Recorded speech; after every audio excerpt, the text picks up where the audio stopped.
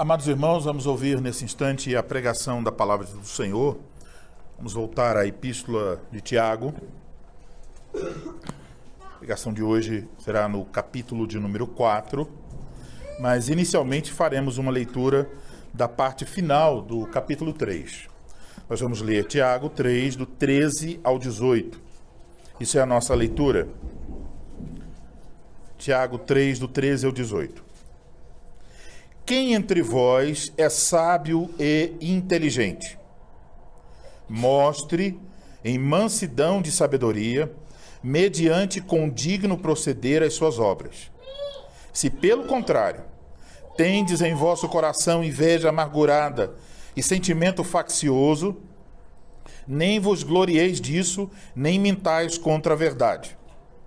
Esta não é a sabedoria que desce lá do alto, antes é terrena, animal e demoníaca.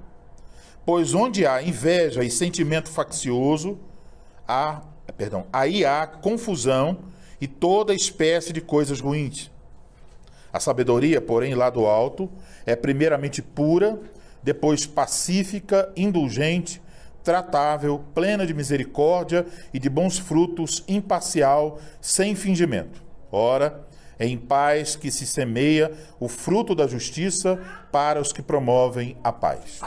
Agora o texto da pregação, versículos 1 a 5 do capítulo 4.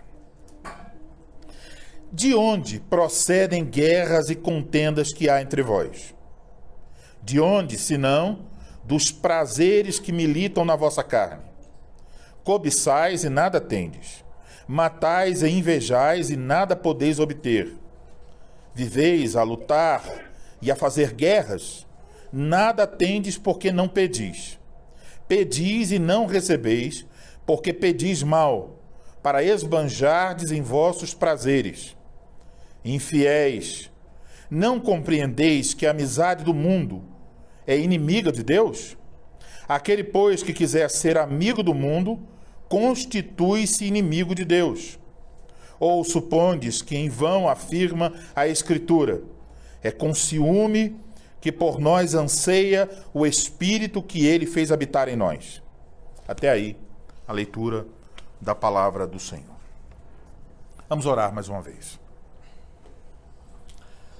Pai Celestial, acabamos de ler a Tua palavra, vamos ouvir agora a exposição dela. Pedimos Tua misericórdia sobre aquele que há de falar, para que fale com fidelidade, clareza, fale no poder que o Espírito Santo dá, capacidade, e que ao ouvirmos a pregação, possamos ouvir a Tua voz falar conosco. Prepara, pois, o coração de cada um, dai-nos a mansidão necessária para receber a Tua palavra, a disposição para obedecê-la. É o que nós pedimos, em nome de Cristo Jesus. Amém. Amém. Amados irmãos em nosso Senhor Jesus Cristo, provavelmente todos nós que estamos aqui já descobrimos que não existe na Terra uma igreja perfeita. E se você já leu a Bíblia e olhou para o Antigo Testamento, o povo de Deus, você já chegou à conclusão: não é perfeito. Se você já leu o Novo Testamento, também viu pelas cartas dos apóstolos, a igreja não é perfeita. A passagem da carta de Tiago que nós acabamos de ler também deixa isso claro. Nessa parte da carta, Tiago está continuando a desenvolver o tema a respeito da sabedoria que nós encontramos no final do capítulo 3. Lá no final do capítulo 3, ele falando sobre a vida sábia diante de Deus, ele advertiu os seus leitores a respeito dos males, do ciúme, da inveja, da divisão, da desunião, da rivalidade. Tiago agora aponta para um fato mais concreto na vida da igreja. Era o fato de que algumas pessoas nas igrejas que receberam essa carta de Tiago, essas pessoas haviam permitido que cobiça e contendas estivessem ocorrendo entre eles. As igrejas, então, que receberam essa carta, como fica claro, não eram perfeitas. Mas reconhecer que essas igrejas não eram perfeitas, não significa que nós devemos nos acomodar e dizer, não existe igreja perfeita, tudo bem, somos do jeito que dá para ser. Como nós podemos perceber, Tiago não apenas aponta para o problema do conflito entre irmãos na igreja, mas como um pastor fiel, ele procura mostrar que essa doença, esse problema, tem uma causa. Que essa causa tem relação com a amizade com o mundo e o afastamento de Deus. E é por isso, então, que eu vos anuncio a palavra de Deus nessa tarde sob o seguinte tema: a amizade com o mundo suscita conflitos na igreja. A amizade com o mundo suscita conflitos na igreja. Então vamos para o nosso texto. O versículo de número 1 tem duas perguntas. Tiago, então, está agindo como um médico que procura mostrar aos seus pacientes qual a causa de sua enfermidade. No caso, Tiago está fazendo perguntas retóricas, mas essas perguntas servem para diagnosticar a causa do problema. As duas perguntas são: de onde procedem guerras e contendas que há entre vós? De onde, senão dos prazeres que militam na vossa carne? Aqui, então, nós devemos presumir, pelas palavras de Tiago, que elas descrevem um problema que estava acontecendo nas igrejas que receberam essa carta. Esse problema é descrito pelas palavras guerras e contendas. Essas palavras são palavras sinônimas. Elas se referem a brigas, a discussões, a disputas verbais. Esse é o sentido. Pessoas discutindo, debatendo, brigando. Agora, de onde vinham essas contendas? Essas discussões que estavam separando as pessoas na igreja? A resposta mais simples seria dizer: as brigas e contendas vêm da natureza pecaminosa do ser humano. Mas Tiago enriquece a sua descrição. Ele diz algo que é fundamental entender nesse texto para compreender a mensagem de Tiago aos seus leitores. A origem dessas brigas e contendas, diz ele, vem dos prazeres que militam em nossa carne, diz Tiago. Portanto, quando nós encontramos pessoas afastadas dentro da igreja, crentes que não falam uns com os outros, quando nós encontramos facções, grupinhos dentro das congregações locais ou dentro de confederações de igrejas, quando nos afastamos das pessoas a quem nós deveríamos amar e servir, uma luz vermelha se acende. Algo está errado. Mas de onde vem esse problema? Tiago nos diz: vem dos nossos desejos pessoais. A palavra prazeres aqui indica os desejos pessoais, os desejos por realização pessoal, os desejos por satisfação. Observem que Tiago fala dessa busca pela satisfação de nossos desejos, e ele usa para falar sobre isso, ele usa de uma linguagem militar. Os prazeres que militam em nossa carne. Isso quer dizer que quando nossos desejos pessoais, a nossa ânsia pela realização pessoal, pela autossatisfação, se tornam mais importantes do que nossa lealdade a Deus e do nosso amor aos irmãos, podemos ter a certeza, uma guerra está acontecendo ali. Isso quer dizer, os desejos Essa busca por prazer e satisfação é, por assim dizer, um exército inimigo querendo tomar conta completamente do nosso coração.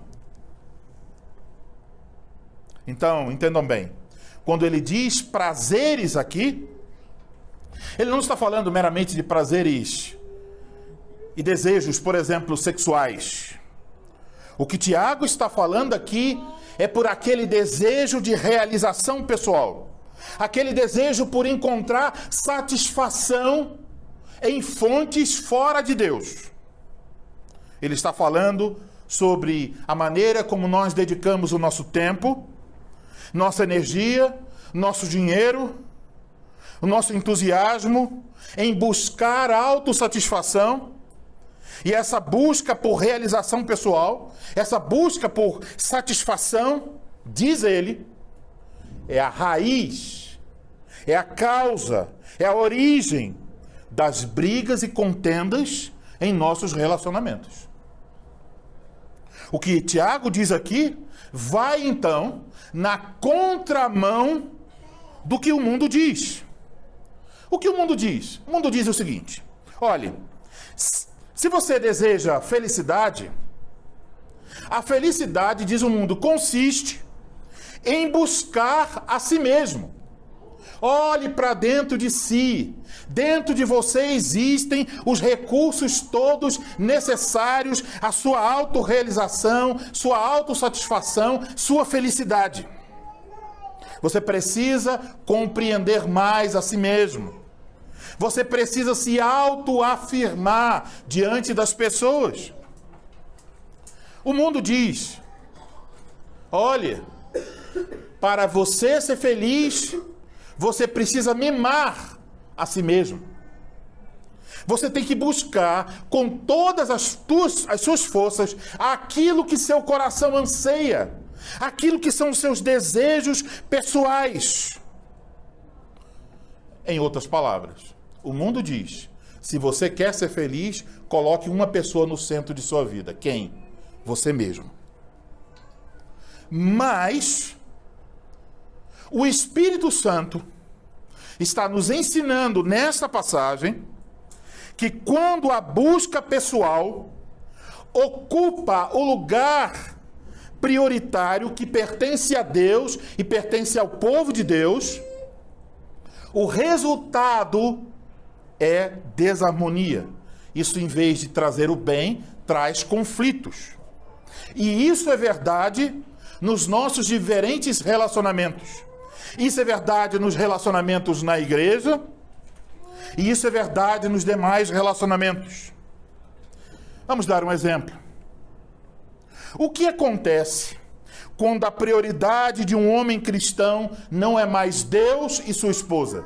O que vai acontecer quando Deus deixa de ser prioritário na vida deste homem e a sua esposa deixa de ter o lugar que lhe cabe na vida deste homem?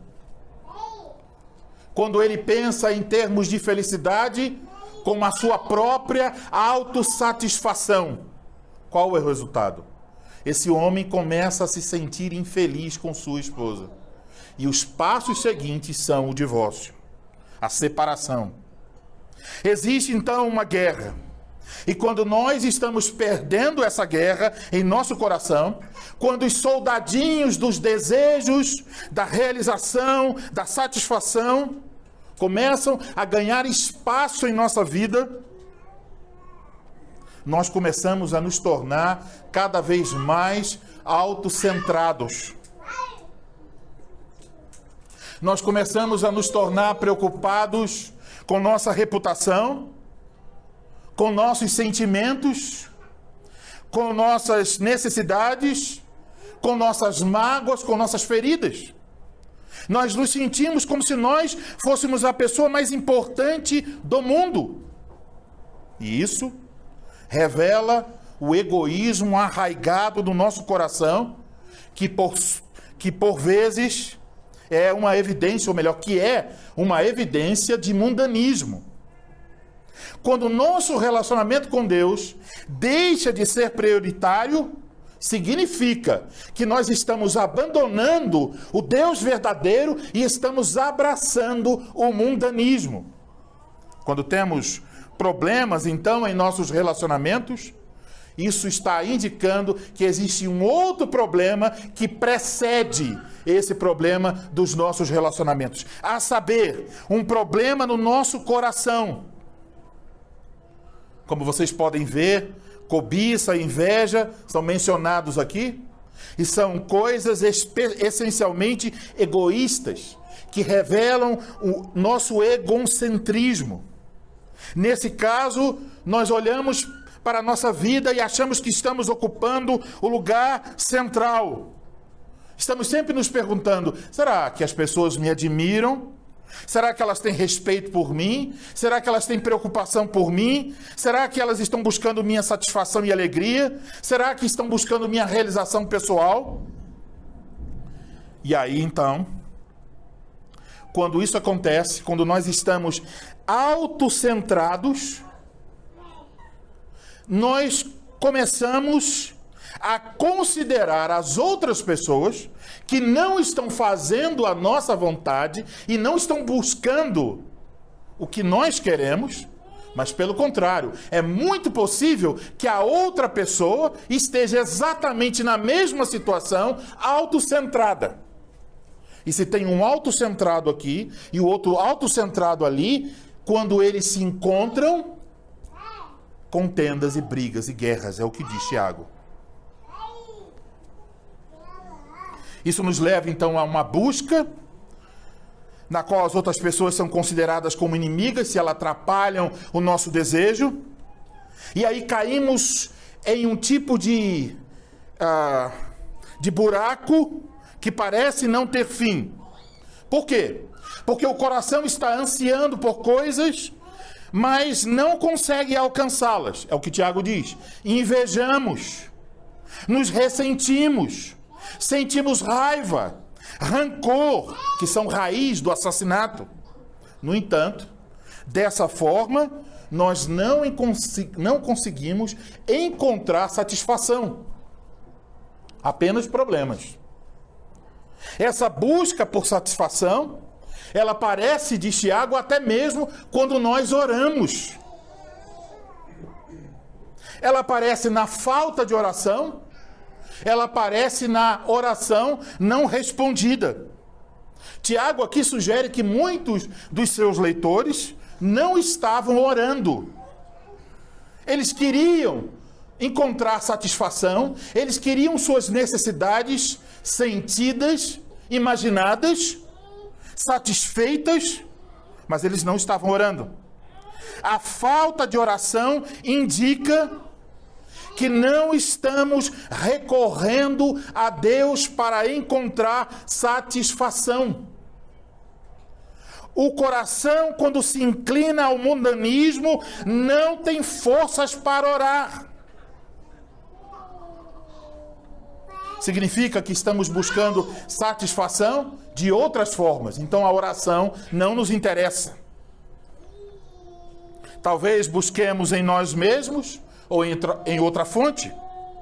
Irmãos, todos nós temos necessidades que são legítimas e ansiamos por satisfação dessas necessidades. Mas a pergunta que devemos fazer é a seguinte: onde ou em quem nós estamos buscando satisfação? Talvez você esteja se sentindo insatisfeito. Talvez você olhe para a sua vida e diga: olha, algumas das minhas necessidades mais básicas, materiais, emocionais, espirituais, não estão sendo satisfeitas. Eu me sinto vazio, oco, sem forças.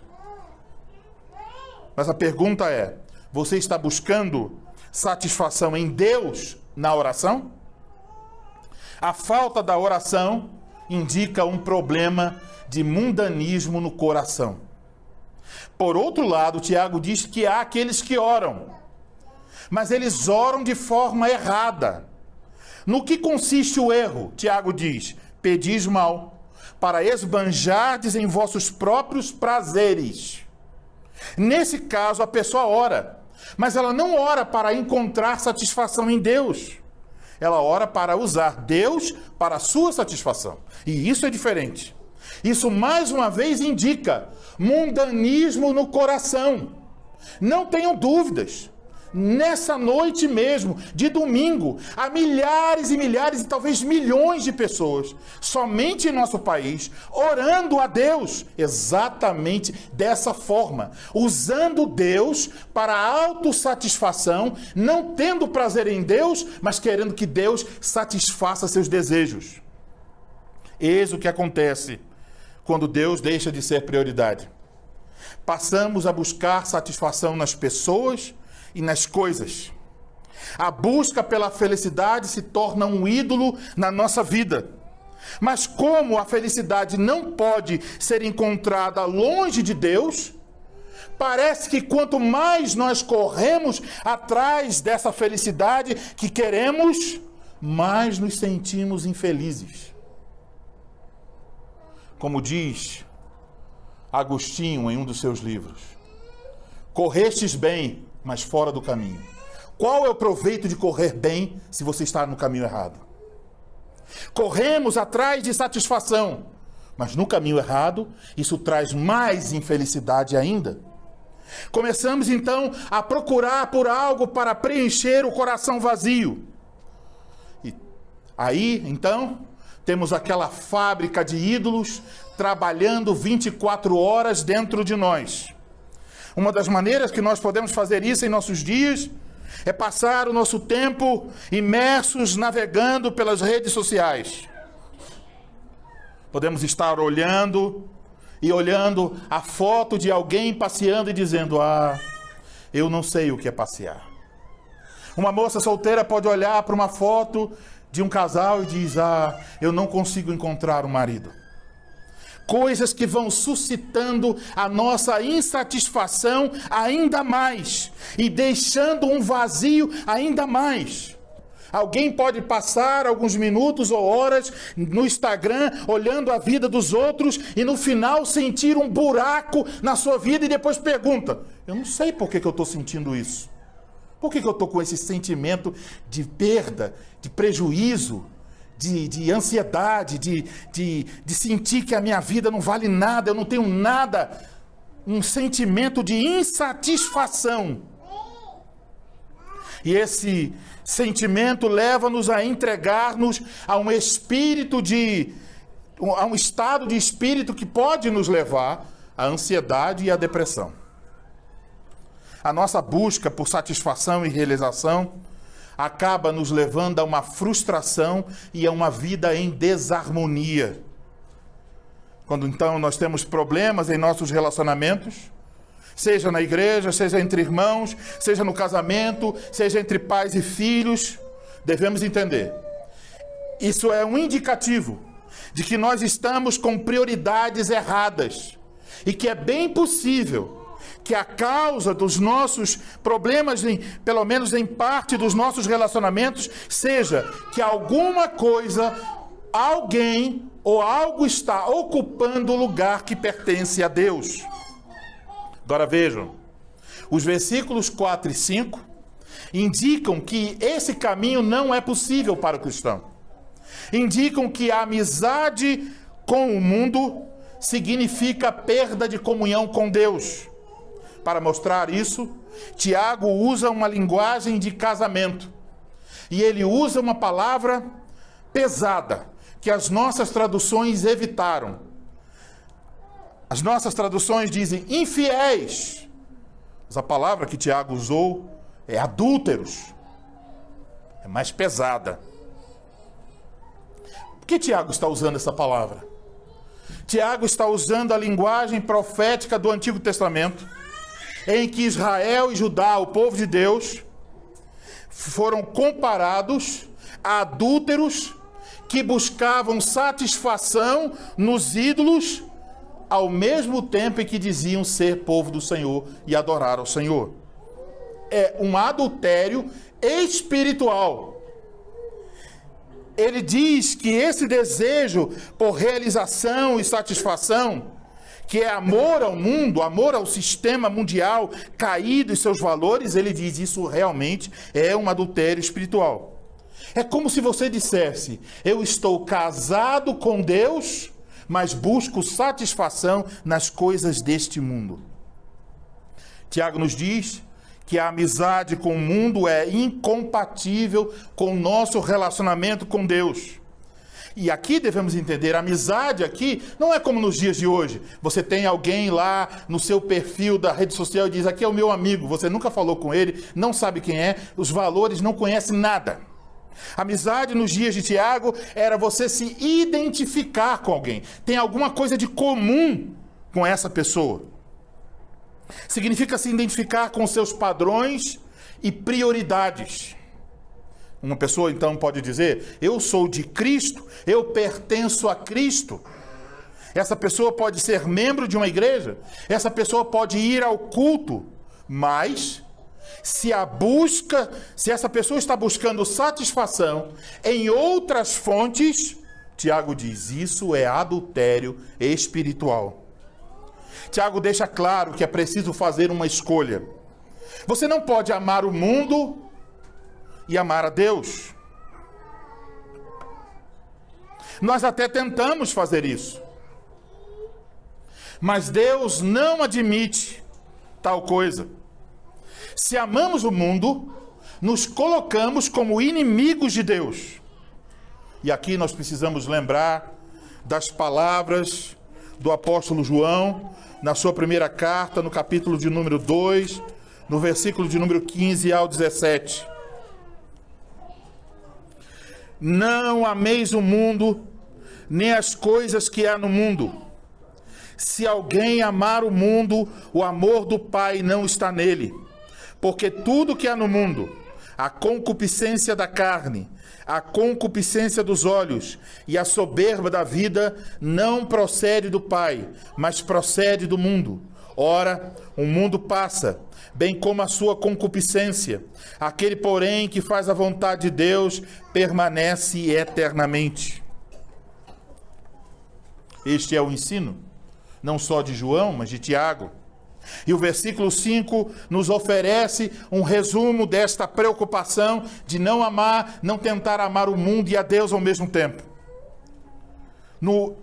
Quando olhamos para o final das palavras do versículo 5, diz assim: é com ciúme que por nós anseia o Espírito que ele fez habitar em nós? Essas palavras elas suscitam um certo debate entre os estudiosos. Tem uma parte aqui considerada difícil interpretação. Alguns estudiosos vão dizer, quando a palavra Espírito aparece aqui, ela é uma referência ao Espírito Santo. Outros estudiosos dirão, quando a palavra Espírito aparece aqui, ela é uma referência ao Espírito humano que Deus nos deu. Eu não vou entrar nessa discussão, mas digo a vocês que eu concordo com aqueles estudiosos que observam que uma vez que Tiago fez referência à questão do adultério espiritual, que é um tema comum do Antigo Testamento, a referência a ciúme aqui também é uma referência ao ensino do Antigo Testamento. Por exemplo, então está falando do ciúme de Deus, o ciúme do Espírito Santo. Por exemplo, lemos agora há pouco na leitura da lei, quando falamos do segundo mandamento: não as adorarás, falando das imagens de escultura, né? Não as adorarás, nem lhes darás culto, porque eu sou o Senhor teu Deus, Deus zeloso. Geralmente pensamos então nessa palavra ciúme de forma negativa, mas no hebraico é diferente. Esse ciúme de Deus implica nesse zelo de Deus. Então devemos considerar também o ciúme em seu aspecto positivo. O ciúme como zelo tem a ideia e é algo, um ingrediente necessário no relacionamento, em todo amor verdadeiro. É, por um lado, o desejo incessante de bem-estar da pessoa amada, mas, por outro lado, um desejo de amor responsivo, um amor leal. tal como o amor concedido. Então, o ciúme significa aqui, esse zelo significa, Deus nos ama com amor leal e Deus espera que nós o amemos com amor leal. Uma das formas de traduzir a parte final do versículo 5 seria algo mais ou menos assim, uma paráfrase. O Espírito que ele fez habitar em nós anseia zelosamente por nós. O que isso significa, especialmente em termos de resistirmos aos prazeres a busca pela autossatisfação. Nós somos a noiva de Cristo e o Espírito Santo não quer que nós queiramos ir a outro lugar ou a outra pessoa para ter as nossas necessidades atendidas. O Espírito Santo nos convence, o Espírito Santo se entristece quando pecamos. O Espírito Santo, então, anseia dentro de nós, para que em vez de olharmos para o mundo, olhemos para Cristo. O Espírito Santo quer que nós busquemos e encontremos satisfação e plena felicidade mais profunda no próprio Senhor Deus. Ele quer que nós olhemos para Cristo e digamos: aqui está o prazer real, aqui está a verdadeira felicidade, aqui está a verdadeira alegria e satisfação, pertencer a Jesus Cristo, meu fiel Salvador. Irmãos, o Espírito Santo de Deus habita em nós e Ele quer então preencher completamente a nossa vida. Lembram da guerra? Os prazeres militando em nossa carne, os prazeres querendo ganhar campo em nosso coração. Do outro lado está o Espírito Santo dizendo: não, esse coração pertence a mim. Essa pessoa é toda minha. Ele quer cada um de nós por inteiro. Isso porque o Espírito Santo e o próprio Deus não aceita rivais. O Espírito Santo não aceita dividir o nosso coração. No mundo há homens que aceitam isso. Mas se eu perguntasse aqui aos homens dessa congregação: você aceitaria dividir a sua esposa?